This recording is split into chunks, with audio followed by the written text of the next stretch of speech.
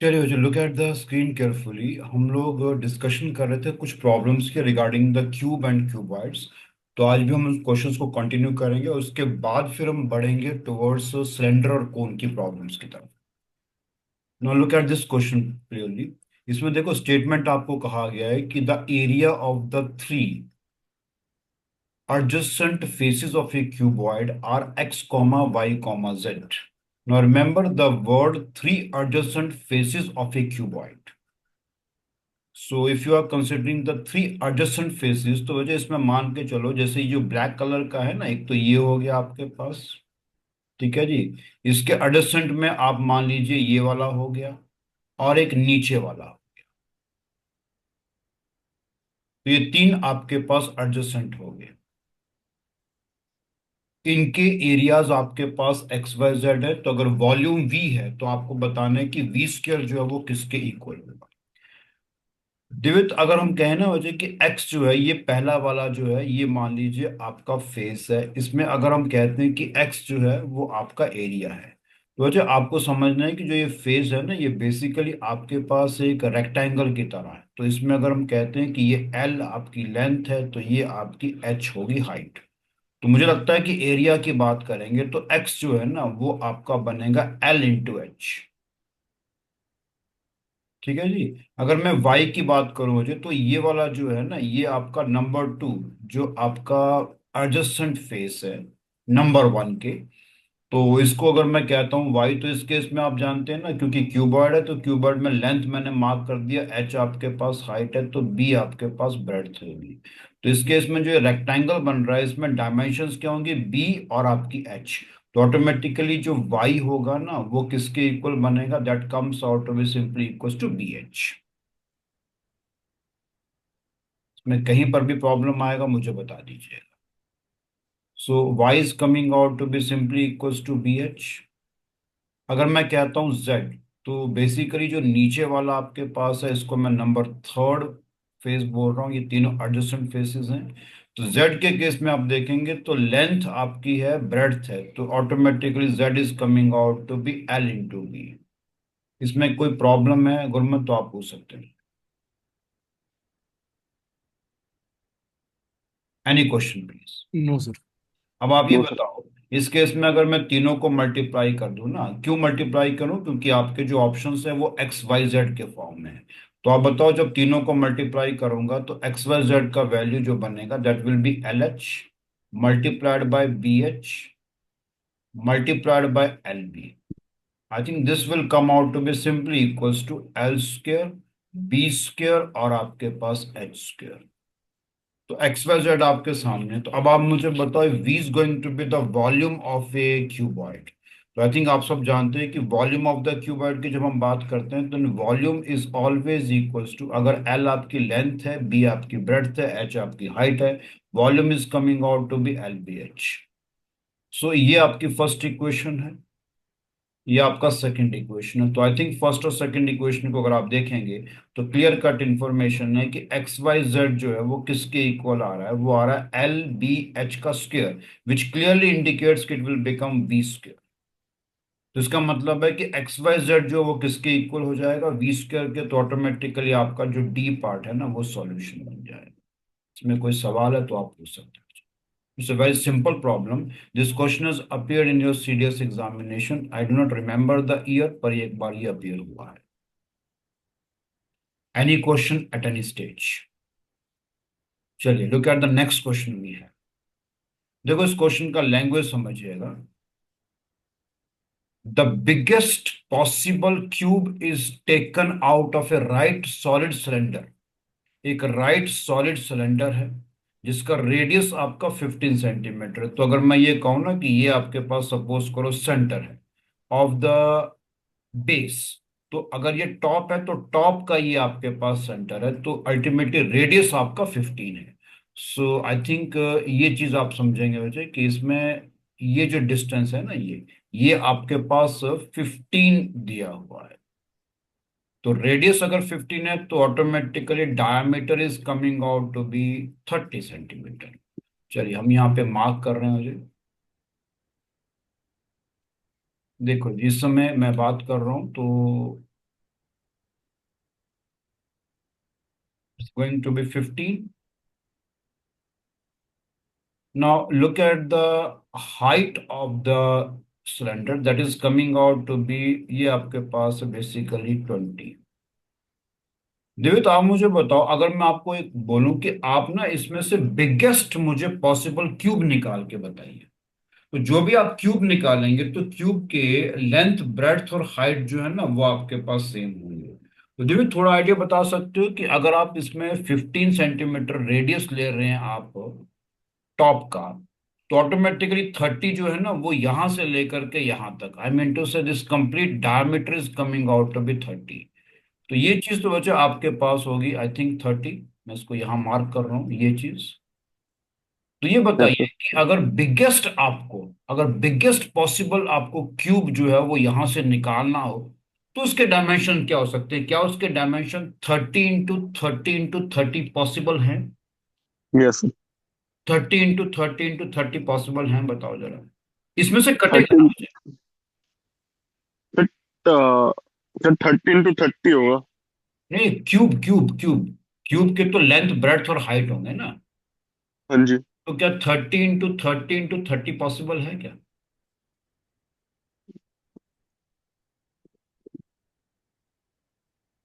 I think it is not possible. No sir. तो क्या चीज पॉसिबल हो सकती है जो आपके पास?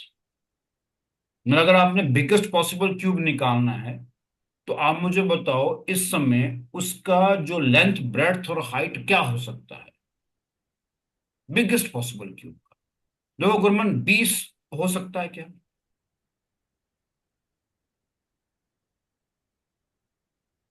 आप खुद सोचो, आपके पास एक कैन है, उस कैन की जो आपका अपर फेस है उसका जो डायमीटर है वो 30 है, कैन की हाइट 20 सेंटीमीटर है।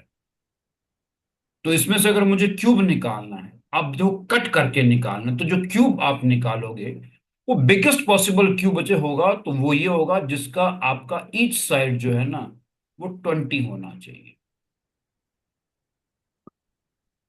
क्योंकि 20 कट हो सकता है आपके पास, बिगेस्ट पॉसिबल क्यूब जो बनेगा वो 20 आपके पास सेंटीमीटर का हो सकता है। क्योंकि क्यूब में each side will be of each length, I mean to say same length.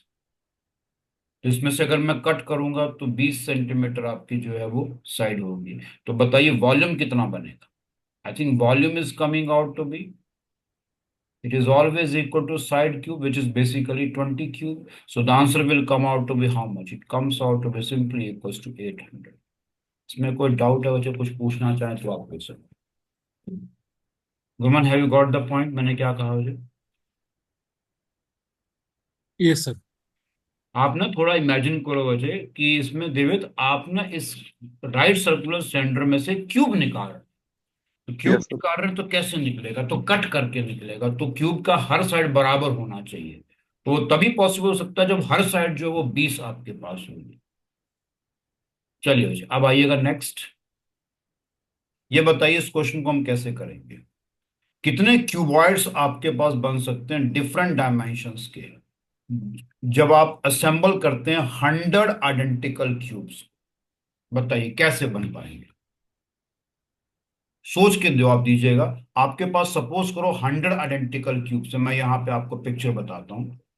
जैसे मान लो अच्छा ये इस तरह के ना आपके पास 100 आइडेंटिकल है,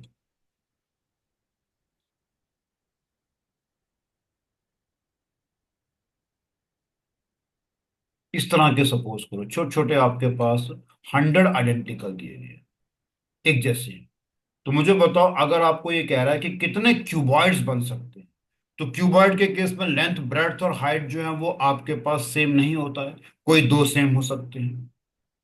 तो गुरमन ये बताओ, अगर मैं मान लो एक ऐसे रखता हूं क्यूब, इसके ऊपर मैं दूसरा क्यूब रख दूं, इसके ऊपर मैं तीसरा क्यूब रख दूं, उसके ऊपर मैं एक और क्यूब रख दूं, ऐसे करते करते मैं 100 क्यूब रख दूं, तो आप मुझे बताओ जो आपका क्यूब यहां पे बनेगा उसकी लेंथ और ब्रेड्थ कितनी होगी? सर लेंथ इसी की लेंथ को 100 से मल्टीप्लाई कर देंगे। नहीं नहीं मुझे, लेंथ जो होगी अगर एक है तो ब्रेड्थ भी एक होगी। अच्छा ये सर। और हाइट कितनी होगी? वो भी सेम होगी सर। हाइट 100 नहीं हो जाएगी? आप छोटे छोटे 100 क्यूब्स को इकट्ठा जोड़ रहे हो ना, जो असेंबल कर रहे हो। Yes sir. देखो ना, ये आपके पास है ना, जो ऐसे देखो। आप ये देखो ऐसा कर रहे हैं, जैसे आपने क्या किया, ये मान लो आपने ऐसे क्यूब बनाए, एक ये होगा, एक यूनिट ये होगा, एक यूनिट ये होगा, लेकिन ये जब आप 100 क्यूब इकट्ठे कर दोगे तो ये कितना बन जाएगा? ये आपके पास 100 नहीं हो जाएगा लंबाई? तो इसका मतलब जो क्यूबॉइड बनेगा उसकी डायमेंशंस क्या होंगी? 1 × 1 × 100 होंगी कि नहीं होंगी? क्योंकि पूरा का पूरा क्यूबॉइड बन जाएगा ना, अगर आप छोटे छोटे 100 क्यूब्स को इकट्ठा कर देते हैं तो। और क्या हो सकता है? ये भी हो सकता है कि 1 × 2 × 50, ऐसे भी तो हो सकता है। ये कैसे बनेगा 1 × 2 × 50? ये ऐसे बनेंगे, देखो ना। जैसे मैं कहता हूं कि ये आपके पास है, ये सपोज करो, ये आ गया आपके पास एक क्यूब। ठीक है जी, अब दूसरा क्यूब कैसे लूंगा मैं? ये दूसरा क्यूब आ गया। ठीक है। अब आप मुझे बताओ, मुझे डायमेंशन कैसे लेनी है? 1 × 2 × 50। तो ये बताओ गुरमन, इसके बाद जो मैं क्यूब रखूंगा वो इसके ऊपर रख दूंगा, उसके बाद अगला इसके ऊपर रख दूंगा मैं। तो बताओ इस केस में जो आपका पिक्चर बनेगा वो ऐसा नहीं बनेगा, देखो जिस इस तरह का क्यूबॉइड बन जाएगा आपके पास। तो ये बताओ इस केस में, अब आप अगर देखेंगे तो ये बनेगा। ये चीज कैसे होगी? देखो ये हो जाएगी आपकी 1 1 2, ये होगा एक, और ऐसे कितने बनेंगे अब? 50। तो क्यूबॉइड बन जाएगा। तो 1 × 2 × 50 का बन सकता है। और कैसे बन सकता है? बेसिकली आपने 100 जो है ना, उस फिगर को आपने ब्रेकअप करना है। तो 1 × 4 × 25 के बन सकता है। इस तरह के डायमेंशन के बन सकते हैं। 1 × 5 × 20 के बन सकते हैं। इस तरह के भी क्यूबॉइड बन सकता है, जिसके डायमेंशन कैसे होंगे? कि मान लीजिए लेंथ 1 है, ब्रेड्थ 5 है, और हाइट आपके पास 20 है। तो लेंथ 1 का मतलब एक ही क्यूबॉइड होगा आगे, और उसके उस तरह के पीछे आपने 5 जोड़े होंगे, ऊपर की तरफ आपने 20 रखे होंगे। और क्या हो सकता है? ये भी तो हो सकता है 1 × 10 × 10, इस तरह का भी बन सकता है क्यूबॉइड, अगर 100 आइडेंटिकल क्यूब से बनाया जाए। ये भी बन सकता है कि 2 × 2 आपके पास हो जाएगा 25। ऐसा भी बन सकता है। क्यूबॉइड में तीनों डायमेंशन, लेंथ, ब्रेड्थ और हाइट सेम नहीं होगी, कोई दो सेम हो सकती है। और ये भी हो सकता है कि 2 × 5 × 10, इस तरह का भी बन सकता है क्यूबॉइड। और आखिर में बन सकता है आपके पास 4 × 5 × 5। इसके अलावा और कोई भी तरह का क्यूबॉइड नहीं बन सकता है फ्रॉम द 100 आइडेंटिकल क्यूब जो आपके पास है। तो कुल मिलाकर के कितने क्यूबॉइड ऑफ डिफरेंट डायमेंशन बन सकते हैं? 8 क्यूबॉइड आपके बन सकते हैं, क्योंकि वो क्यूबॉइड जो इस तरह के डायमेंशन का भी हो सकता है, ऐसा भी हो सकता है, ऐसा भी हो सकता है, ये वाला पॉसिबल है, ये भी पॉसिबल है, ये भी पॉसिबल है, ये भी और ये। तो ऑटोमेटिकली 8 डिफरेंट डायमेंशंस जो है ना, उसके आपके क्यूबॉइड बन सकते हैं। इसमें कोई डाउट है, कुछ पूछना चाहें तो पूछ सकते at any stage. No sir. अब आइए मुझे नेक्स्ट हम लोग। अब नेक्स्ट को गुरमन आप मुझे बताएंगे, लुक एट द प्रॉब्लम का जो स्टेटमेंट है वो देखो। 3 इक्वल क्यूब्स को आप प्लेस कर रहे हैं एडजेसेंटली इन अ रो। ये मान लीजिए वो 3 क्यूब है, ये पहला है, ये दूसरा है, और ये तीसरा है। अब ये कह रहा है कि मुझे बताइए ratio of the total surface area of the new cuboid to that of the sum of the surface area of the 3 cubes. ध्यान रखिए मुझे क्या निकालना है। मुझे निकालना है यहां पर basically the ratio of the total surface area of the new cuboid to that of the sum of the surface area of the 3 cubes। आप मुझे बताओ, अगर मैं ये कहता हूं कि ये वाला वो एक क्यूब पकड़ा मैंने, इस क्यूब की जो डायमेंशन है वो मान लीजिए हर साइड आपकी ए है। तो अगर आपकी हर साइड ए है तो मेरा ख्याल से आपके पास साइड ऑफ द क्यूब बन जाएगी ए यूनिट।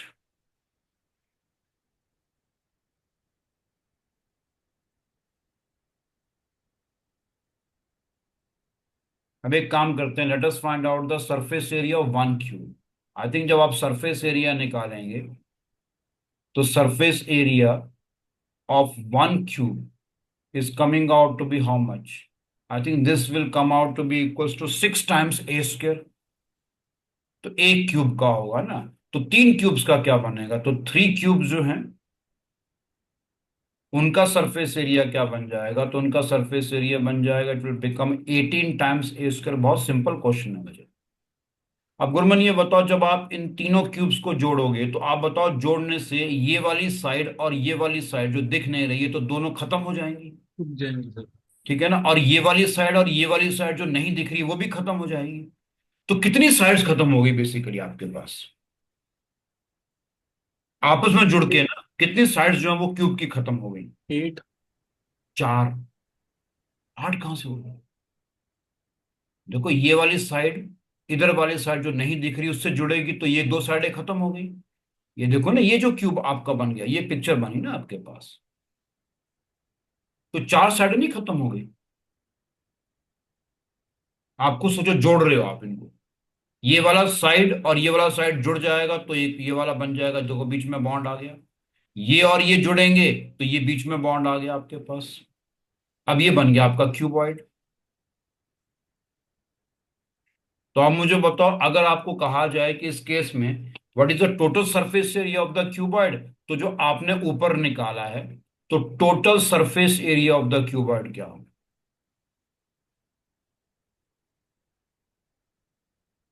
मुझे बताओ गुरमन, कितनी साइडें खत्म हो गई आपकी? 4।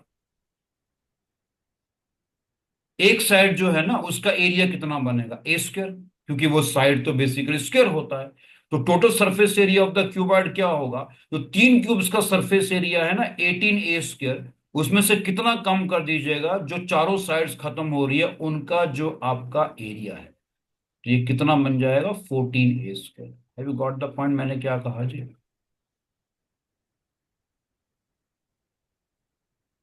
वैसे आपको मैंने कहा था ना कि बेसिकली आपके पास गेम है लूडो। लूडो के अंदर आपके क्यूब्स होते हैं। वो 3 क्यूब्स आपके पास पड़े, आप उन 3 क्यूब्स को जोड़ दीजिए तो क्या बन जाएगा? क्यूबॉइड। क्यूबॉइड बनेगा। तो क्यूबॉइड में क्या होगा? ये आपके पास हो जाएगा फ्रंट का पोर्शन पूरा, ये होगा आपके पास साइड का पोर्शन, और ये नीचे वाला पोर्शन होगा। तो अब आप मुझे बताओ, 3 क्यूब्स को जब ज्वाइन करके आप क्यूबॉइड बना रहे हैं तो बेसिकली 4 साइडें तो खत्म होगी ना आपकी, क्योंकि तभी तो क्यूबॉइड बना। तो total surface area of the cuboid क्या बनेगा? कि जो तीनों क्यूब्स का सरफेस एरिया है उसमें से वो चारों साइड्स को उनका एरिया जो माइनस कर दीजिएगा। हर साइड आपकी स्क्वायर होगी, तो अगर हर साइड स्क्वायर है तो एरिया कितना होता है स्क्वायर का? Side square. तो बताइए, total surface area of the cuboid बन जाएगा 14 a स्क्वायर। अब ये कह रहा है रेशो बताइए total surface area of the new cuboid. तो आप मुझे बताओ, न्यू क्यूबॉइड का जो सरफेस एरिया आ रहा है that comes out to be 14 a square. उसको मैं किससे डिवाइड करूंगा? The sum of the surface area of the 3 cubes, I think which comes out to be 18 a square. वो आपके स्क्रीन पे दे रखा है। ये आपके पास surface area of the 3 cubes, ये आपके पास है total surface area of the new cuboid. तो बताइए, इन दोनों का रेशो निकालना। आई थिंक अगर आप देखो कटिंग हो जाएगी तो 14/18 होगा, which comes out to be how much? I think this will come out to be simply 7/9। इसका जो सॉल्यूशन है वो 7:9। So very simple problem idea. Any question, any doubt आप पूछ सकते हैं। चलो दिव्य, तो हम नेक्स्ट क्वेश्चन आपसे पूछेंगे। देखो, ये कह रहा है एक फील्ड है जो आपके पास रेक्टेंगल की फॉर्म में है। अब इसको मैं प्रैक्टिकली क्वेश्चन को करके बताता हूँ। ये मान लो आपकी फील्ड है, ये सपोज करो आपके पास एक फील्ड है जो कि रेक्टेंगल फॉर्म। इसकी लंबाई भी है, इसकी लंबाई आपके पास 20 मीटर है। देखो, 20 मीटर इसकी लंबाई है और आपके पास 15 मीटर इसकी ब्रेड्थ। इस क्वेश्चन को प्रैक्टिकली सोचिएगा। आप कह रहे हैं देर इज स्क्वायर पिट, आपका एक स्क्वायर पिट है जिसके डायमेंशन है 15 बाय 15 मीटर के। चलो, ये आ गया जी आपका स्क्वायर पिट। ये मान लीजिए आपका स्क्वायर पिट है। स्क्वायर पिट का मतलब क्या हुआ? कि स्क्वायर शेप में। अब देखो, ये आ गया। अब आप मुझे बताओ, अगर ये स्क्वायर पिट है तो इसके डायमेंशंस क्या दे रखे हैं? 15 बाय 15।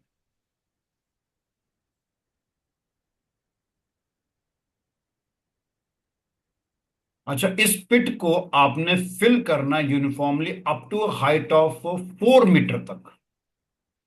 देखो स्क्वायर पिट है, एक गड्ढा है जो कि स्क्वायर शेप में है, उसको 4 मीटर तक आपने भरना है। कैसे भरना है? By the soil taken out by digging the rectangular field.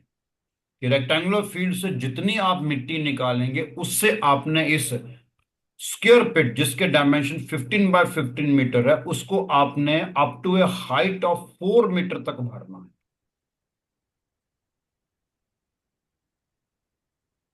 तो ये कह रहा है बताइए कितनी डेप्थ तक मैं रेक्टेंगुलर फील्ड को मैं डिग करूंगा। तो अब आप मुझे बताओ कितनी डेप्थ तक मैं रेक्टेंगुलर फील्ड को मैं डिग करूंगा। तो अब ये बताओ दिव्य, मान लीजिए वजह आपने क्या किया कि जो रेक्टेंगुलर फील्ड है ना उसको आप क्या कर रहे हैं, यहाँ पे एक खेत है, मान लीजिए इस खेत को क्या कर रहे हैं आप, डग कर रहे हैं, डिग कर रहे हैं। तो आप ये बताइए अगर आप इसको डिग करते हैं तो आपके पास एच हाइट तक आप इसको डिग करते हैं। इतनी हाइट तक आपने खोदना शुरू किया, उसको एच हाइट तक आपने किया।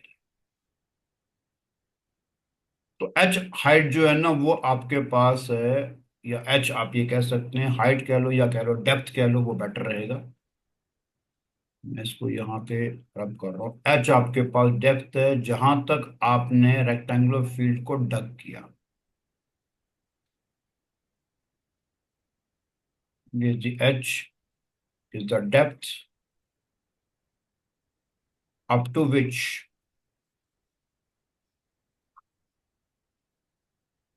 Rectangular field is dug. तो ये बताओ दिव्य, जो मिट्टी आप यहां से निकालोगे उसी मिट्टी से आप क्या करोगे, स्क्वायर पिट जिसका डायमेंशन 15 बाय 15 और हाइट 4 मीटर है उसको आप भरोगे। समझ गए जी? Yes sir. तो दिव्य ये बताओ, अगर आप कितना मिट्टी यहां से निकालेंगे रेक्टेंगुलर फील्ड से। आई थिंक रेक्टेंगुलर फील्ड से जो वॉल्यूम ऑफ द सॉइल जो होगा दैट विल बी 20 × 15 × H।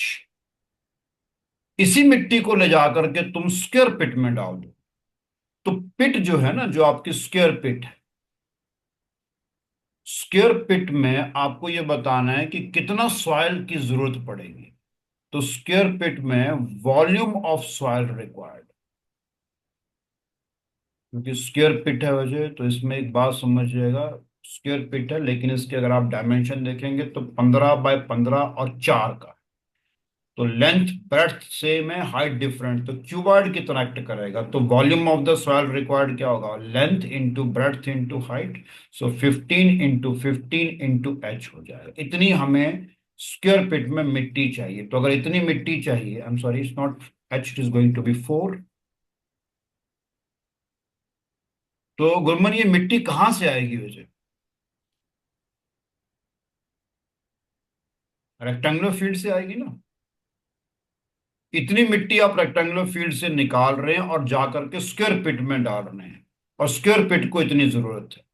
तो आप मुझे बताओ अल्टीमेटली क्या होगा, जो इक्वेशन नंबर 1 यहाँ पर है और इक्वेशन नंबर 2 बराबर नहीं हो जाएंगे क्या? क्योंकि ये निकलेगी आपके रेक्टेंगुलर फील्ड से मिट्टी, जिसकी डायमेंशन 20 × 15 है, और आपने एच तक उसको, डेप्थ तक उसको डग किया है। और वो किसके बराबर होगा, जितनी मिट्टी आपको स्क्वायर पिट को भरने के लिए चाहिए।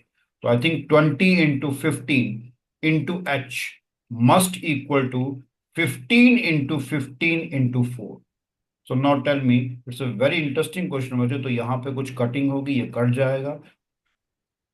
जस्ट मैं यहाँ पर एक मिस्टेक कर रहा हूँ, 15 × 15 × 4 हो जाएगा। तो अब यहाँ पर automatically the value of H has to be evaluated, so H will come out to be 60 divided by 20, so it will come out to be simply equals to 3 metre. तो 3 मीटर तक आप रेक्टेंगुलर फील्ड जो है ना, 3 metre depth तक आप उसको डग करिएगा, ताकि सॉइल जो निकले वो पूरा का पूरा जो है वो स्क्वायर फिट को भर दे। इसमें कोई भी डाउट है, कुछ भी पूछना चाहते हैं तो आप पूछ सकते at any stage. Practical problem है आपके पास ये। Now look at the next question भी है। Now little bit difficult problems को हम स्टार्ट करेंगे मुझे। So we have done the fifth question. This is the fifth question. Now we are moving toward the sixth question we have. ये हो जाए आपका six question. It's a very interesting problem. ये एक बार आपको इसी पैटर्न का प्रॉब्लम सीडीएस में अपीयर हुआ है. You have to find the volume of a right circular cone formed by joining the edges of a sector of a circle of radius r centimeter where the sector angle is 90 degree. देखो, आपने कहा करना क्या है, right circular cone का volume बताना है. वो कैसे आप बना रहे हैं? आप उसको बना रहे हैं by joining the edges of a sector of circle. ये है ना, आपके पास सर्कल का सेक्टर हो गया और सर्कल का रेडियस r सेंटीमीटर. ये आ गया आपके पास सेक्टर एंगल, ये है जी 90 डिग्री. ठीक है, अब यहां पर आपने इस बात को समझना है कि कैसे आपका कोण बनेगा. देखो जी, कोण जब आपका बनेगा ना, तो मैं यहां पर ये बता दूं कि अगर मैं ये कहता हूं कि ये वाला पोर्शन जो है, इसको मैं, इस पॉइंट को O कहता हूं, इसको मैं A कहता हूं, इसको मैं B कहता हूं, तो आप अपने दिमाग में सोचो कि मैं A को B से जोड़ूंगा, यानी OA को मैं OB के साथ जोड़ दूंगा, तो मेरा एक कोण बन जाएगा इस तरह का कोण. ये कोण का बेस हो. कोण का जो स्लांट हाइट है वो वही रहेगा जो OA और OB है. यानी OA और OB जो है ना, वो आपके पास एक्चुअल में स्लांट हाइट ऑफ द कोण है.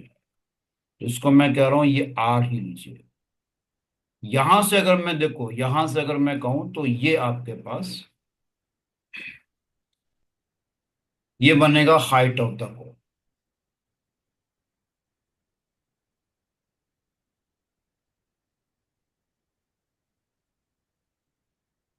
This is the height of the कोण. ठीक है, अब आपको सोचो हो जाए इस क्वेश्चन को हम कैसे करेंगे. जो ये बेस आपके पास है ना कोण का, मान लीजिए जो कोण का बेस है, ये पूरा का पूरा वो सर्कुलर है. इसका जो रेडियस है वो आप सपोज करो it is coming out to be A.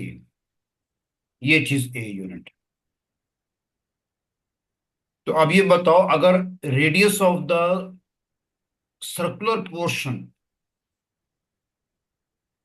the radius of the circular portion of the base is coming out to be a, तो इसका मतलब circumference of the base of the cone क्या बनेगा? देखो, circumference of the base of the cone.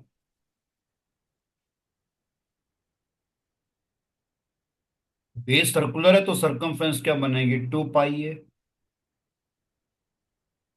अब आप क्या कर रहे हो, OA को OB से जोड़ रहे हो, तब उसके बाद आपके पास ये सर्कुलर पार्ट बन रहा है.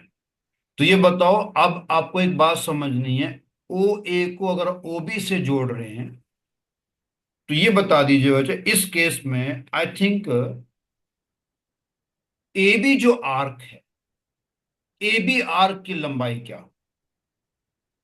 Anybody out of arc AB का लेंथ क्या होगा?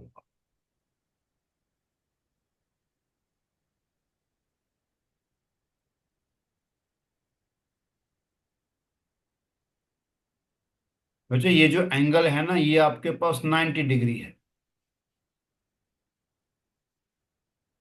तो आई थिंक आर्क AB का length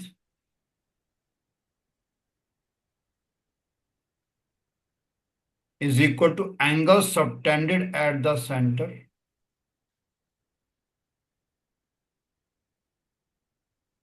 If you remember, theta is always equals to L by R. So L is coming out to be R theta. So don't you think it will become pi by 2 into R? This is the arc length AB. तो OA को OB से जोड़ने पर ये आपका circular base बना है. तो आपने तो कहा जी circumference of the base of the cone 2 pi A है. तो मुझे लगता है कि अब आपका जब आर्क लेंथ AB जो है वो पाई बाय 2 इंटू आर है, तो इसका मतलब ये हुआ वजह कि अब आपके पास बाय डेफिनेशन, ये अगर नंबर 1 है और ये नंबर 2 है, आई थिंक 2 पाई ए, जिसको हम कह रहे हैं circumference of the base of the cone, must equals to pi R by 2. इसमें कहीं पर भी डाउट है तो आप पूछ सकते. तो मुझे लगता है यहां से वजह आपके पास ए का जो वैल्यू आएगा, this comes out to be R by 4. इसका मतलब है कि जो कोन का बेस है, जो कि सर्कुलर पार्ट है, उसमें ए कितना होगा? R बाय 4 हो जाएगा. तो ए अगर आपका R/4 है, देखो ये चीज आ गई आपके R/4। मुझे वॉल्यूम निकालना है, तो वॉल्यूम ऑफ द कोन का फॉर्मूला क्या बन जाता है, 1/3 टाइम्स πr²h। ये आपका वॉल्यूम ऑफ द कोन का फॉर्मूला है।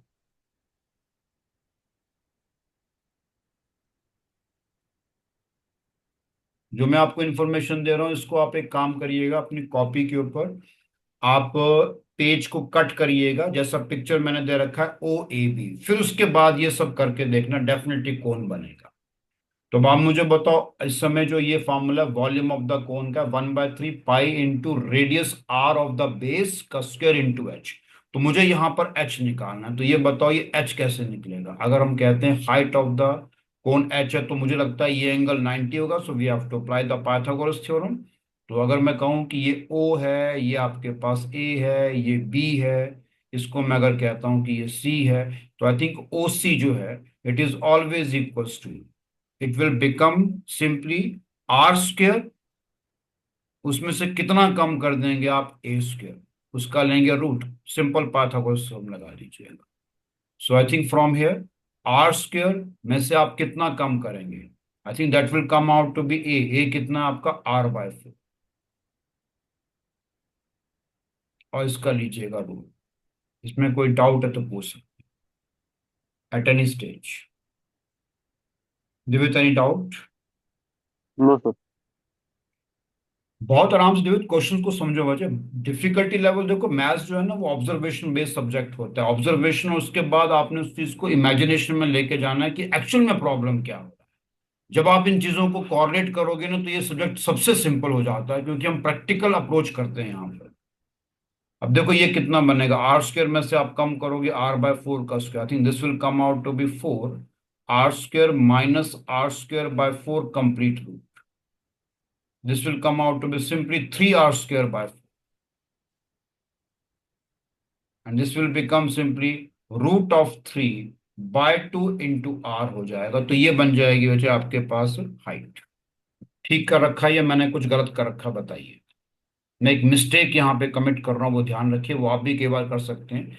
जब R² में से आप R/4 को स्क्वायर सब्ट्रैक्ट करेंगे बच्चे, तो it not never come out to be simply, हाँ यहाँ पर ये ध्यान रखिए, ये कुछ ऐसे बन जाएगा, ये बहुत इंपॉर्टेंट है, क्योंकि R/4 का स्क्वायर बनेगा R²/16। सो ये मिस्टेक मत कमिट करिएगा, अब मैं इसको सही कर रहा हूँ। सो it will be like this way, it will become 16R² minus R², और नीचे 16 होगा तो ऑटोमेटिकली 15R²/16 हो जाएगा। इट विल बिकम √15R/4, ये बन जाएगा। नाउ आई थिंक OC, जिसको हम लोग कह रहे हैं हाइट, वो हम निकाल चुके हैं। तो बताइए, वॉल्यूम निकालना, तो वॉल्यूम का फॉर्मूला मैंने आपको बता दिया, is the formula for calculating the volume. तो लगा दीजिएगा, तो वॉल्यूम कितना बनेगा, 1/3 टाइम्स पाई इंटू रेडियस, जो आपको ऑलरेडी पता है, जो कि R/4 है, क्योंकि ए हमारा रेडियस को रिप्रेजेंट कर रहा है, इंटू जो हाइट आप निकाल चुके हैं, √15/4R। तो जब आप इसको एवेल्युएट करेंगे, तो I think the answer will come out to be simply equals to √15R³ divided by 192 centimeter cube. So I think A part is the required solution. Pi R³ into √15 complete divided by 192 centimeter cube.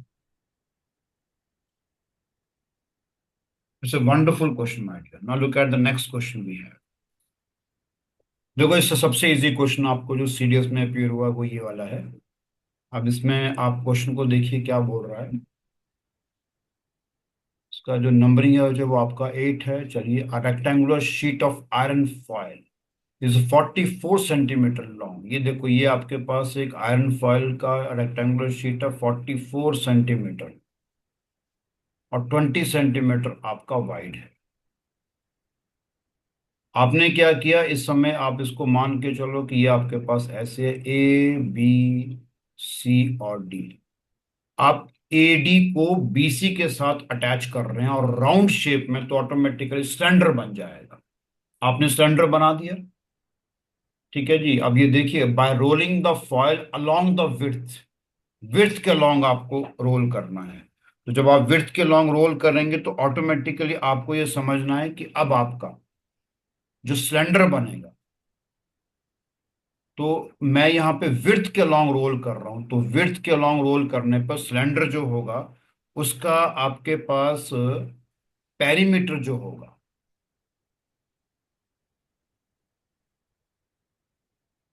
Is coming out to be 44 metre, I am sorry 44 centimetre. और आपकी जो height बनेगी that will B 20 centimetre. आप देखो ना, आपने एक rectangular sheet को रोल कर दिया, तो सिलेंडर का पेरीमीटर क्या बनेगा, that is going to be 44 centimetre and height is going to be 20 centimetre. ये हाइट है बच्चा।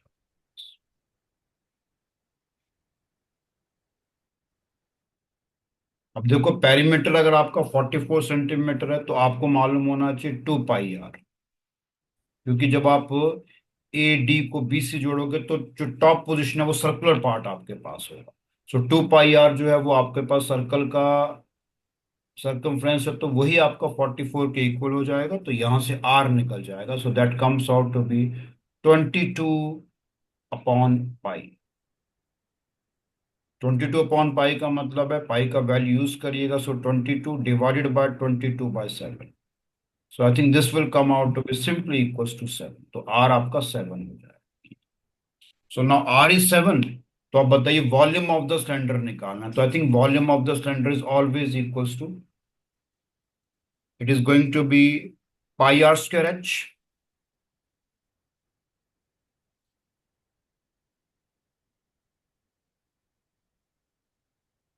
तो volume will become pi r square into h. So pi multiplied by r will be 7. So 7 square into height, which is coming out to be 20. So I think this will come out to be pi multiplied by 49 into 20. यहाँ पर आप क्या करिएगा, पाई का जो value है उसको use करिएगा 22/7। So if I am using it, तो 22/7, just a moment, is 22/7 into 49 into 20. You have a cancellation. I think this comes out to be 22 multiplied by 140. The answer will come out to be simply equals to 3078.8 something. दिवित, मैंने यहाँ पर कोई गलती तो नहीं किया वैसे?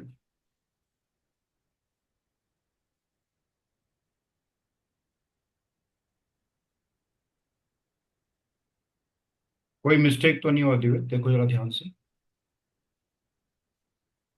कैलकुलेशन मिस्टेक है। मे भी हो सकता है, देखो जरा कहीं।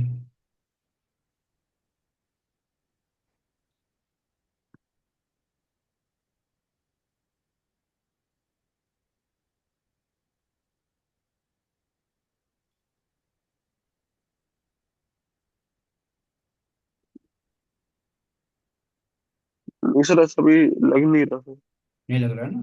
तो 22 into 140 करोगे तो आप मुझे बताओ कितना आंसर आएगा आपके पास। This is going to be 0. So I think 14 twos are 28. You have to take 8 and 2 carry on. 14 twos are 28 and 2 is coming out to sir be 3080। 3080. So I think the answer will come out to be simply your D part. All right. चलिए, जो हम next move करते हैं अपने next question पे। So look at this one. देखो, ये problem जो है अभी मैंने जो आपको बताया था प्रॉब्लम, उससे जो है वो मिलता जुलता है। इसमें एक सेक्टर है आपके पास सर्कल का जिसका रेडियस 12 सेंटीमीटर है, तो ये चीज आपके पास 12 है। ये बन गया सर्कल जो है ना, उसका एक सेक्टर बन गया। अच्छा जी, यहाँ पे कितना एंगल जो है वो मार्क किया गया, ये एंगल बन रहा है 120 डिग्री। ये पॉइंट ए ओ है, इसको हम ए कह रहे हैं, इसको हम बी कह रहे हैं। आप ओ ए को ओ बी से ज्वाइन कर रहे हैं, तो जब आप ओ ए को ओ बी से ज्वाइन कर रहे हैं तो automatically you are getting a cone, और वो कोन इस तरह का बन रहा है, समथिंग लाइक दिस, ऐसा कोन बन रहा है। देखो, आप ओ ए को ओ बी के साथ कोइंसाइड करना है। जब ये कोण बन जाएगा वजह, तो इसमें आपको जो बॉटम पार्ट है वो सर्कुलर हो। अब देखो, ये चीज तो आपकी 12 होगी, ये भी आपके पास 12 होगा। अगर मैं यहाँ पर इस पॉइंट को ओ मार्क करता हूं, ये आपके पास ए है, ये this is going to be B. Now I am joining this one.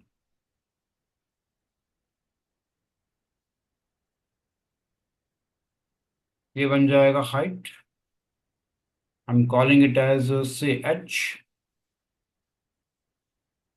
देखो दिव्य, इस क्वेश्चन को ना फिर ध्यान से सुनना मुझे कि मैं क्या बोल रहा हूँ। आप सपोज करो कोन का जो बेस है वो सर्कुलर पार्ट होगा, उसका रेडियस मान लीजिए कैपिटल आर। लेकिन आप जानते हैं कि आपने जो कोन का बेस जो सर्कुलर है वो कैसे बनाया, आपने ओ ए को ओबी के साथ कोइंसाइड किया है, तो ऑटोमेटिकली जो सर्कुलर बेस है उसकी जो टोटल लंबाई होगी वो ए बी लेंथ। जो कोन का सर्कुलर बेस है उसकी जो टोटल लेंथ होगी वैसे वो आपके पास होगी ए बी लेंथ। तो ये बताइए इस समय ए बी लेंथ कैसे निकालें।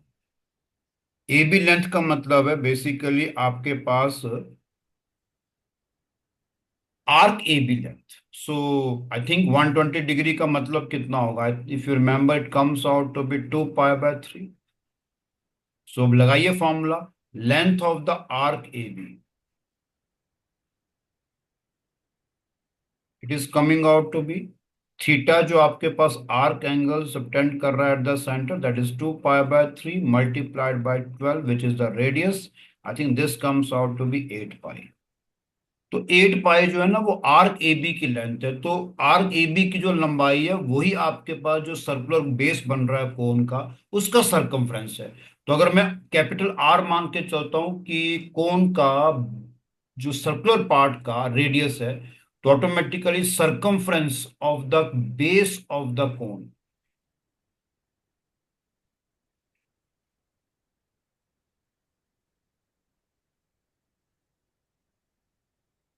जिसका रेडियस कैपिटल आर है,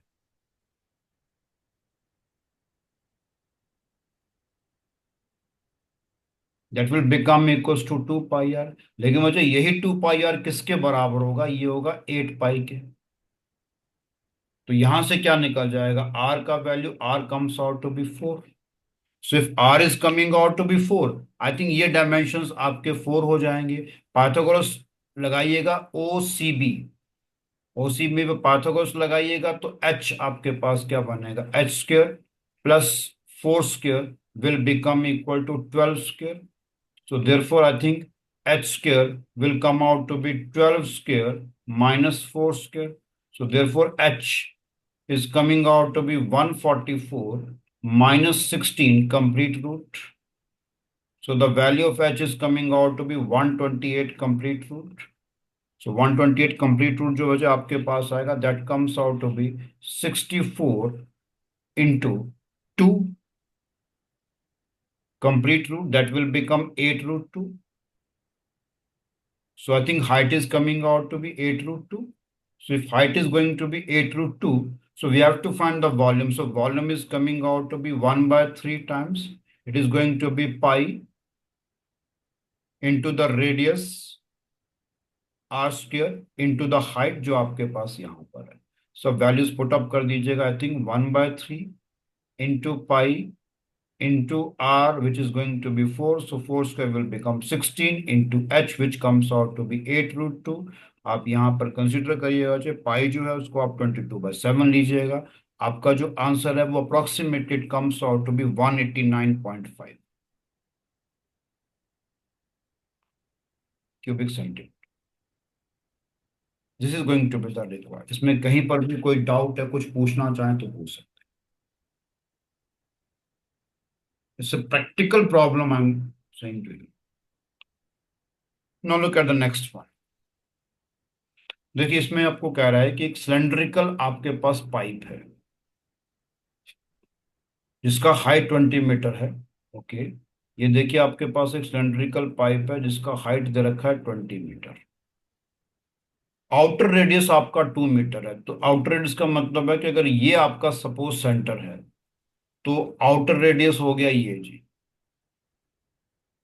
ये चीज, ये पूरा का पूरा जो है वो आपका है 2 मीटर, और इनर रेडियस हो गया ये, which is given as 1.5।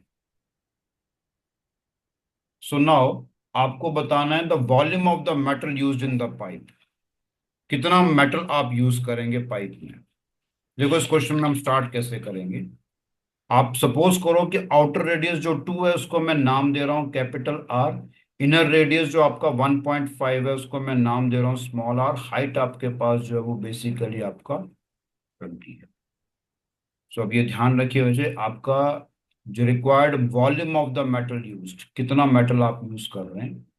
So required volume of metal use जो होगा,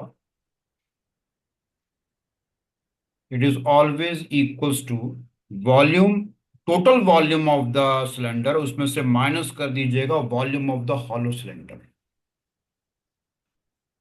तो required volume will come out to be total volume of the cylinder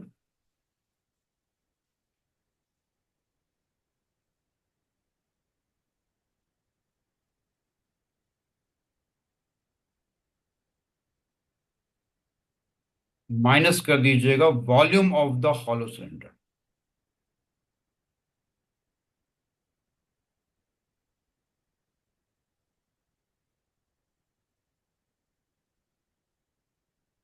ना if you talk about the total volume of the cylinder तो उसको ऐसा करते हैं जो वो बन जाएगा pi into R square into 20, उसमें से माइनस कर दीजिएगा आप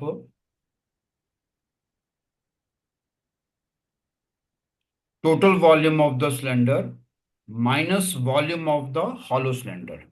तो दिवित ये तो बन गया ना pi into R square into 20, उसमें से कितना माइनस करूंगा मैं, हॉलो सिलेंडर का कितना बनेगा pi into small r square into 20।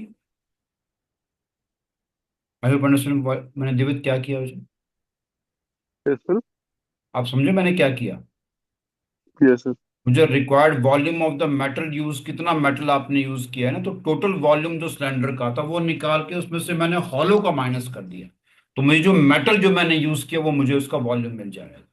तो अब आर कितना होगा, तो ये आपका बनेगा pi into 20, inside the bracket comes out to be R square minus small r square, this will become 20 pi into capital R का मतलब है 2, तो 2 स्क्र में से कितना माइनस कर दूंगा मैं 1.5 का square, so this will come out to be 20 into pi into 2 square is coming out to be 4, उसमें से कम करेंगे 1.5, that will be का square 2.25, I think this will become 20 pi multiplied by 4 minus 2.25, so that comes out to be roughly equals to 1.75।